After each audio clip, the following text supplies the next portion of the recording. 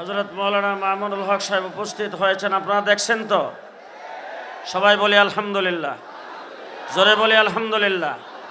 বসেন। আমার শেষ কথা, 54 বৎসরের বাংলাদেশ, 1971 সনে দেশ স্বাধীনের পরে শেখ মুজিব সাহেব ঘোষণা দিয়েছেন সোনার বাংলা।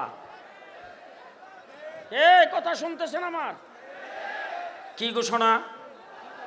সোনার বাংলা। আপনারা দেখছেন কিনা জানি না, আমি দেখছি একজনে বমি করছে আর একজনে খাইছে। জি। এরপরে একজন আসলো, ঘোষণা দিল সবুজ বাংলা। কিছুদিন পরে আরেকজন এসে ঘোষণা দিল নতুন বাংলা। লেডি প্রধানমন্ত্রী ক্ষমতায় এসে ঘোষণা দিয়েছেন আধুনিক বাংলাদেশ। কিছুদিন পরেই বলছেন মডার্ন বাংলাদেশ, তারপরে বলছেন ডিজিটাল বাংলাদেশ। পদ্মা সেতু উদ্বোধনের সময় বলছেন স্মার্ট বাংলাদেশ। সব বাংলা দেখা শেষ।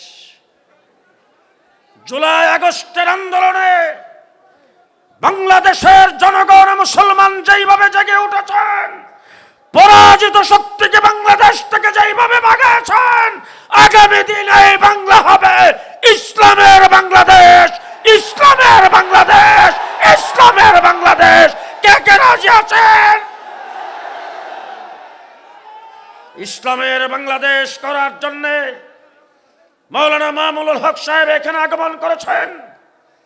আমি জুনায়েদ আল হাবিব, হেফাজতে ইসলাম বাংলাদেশ ঢাকা মহানগরের সভাপতি, মাওলানা মামুনুল হক সাহেব মহানগরের সেক্রেটারি, হেফাজতে ইসলাম বাংলাদেশের কেন্দ্রীয় সিনিয়র যুগ্ম মহাসচিব আমি, মাওলানা মামুনুল সাহেব যুগ্ম মহাসচিব। ইসলামের বাংলাদেশ করার জন্য আবার যদি আপনাদেরকে শাপলা চত্বরে যাওয়ার আহ্বান করা হয়, কে কে যাইতে প্রস্তুত?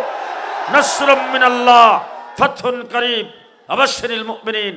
আসসালামু আলাইকুম ওয়া রাহমাতুল্লাহি ওয়া বারাকাতুহু।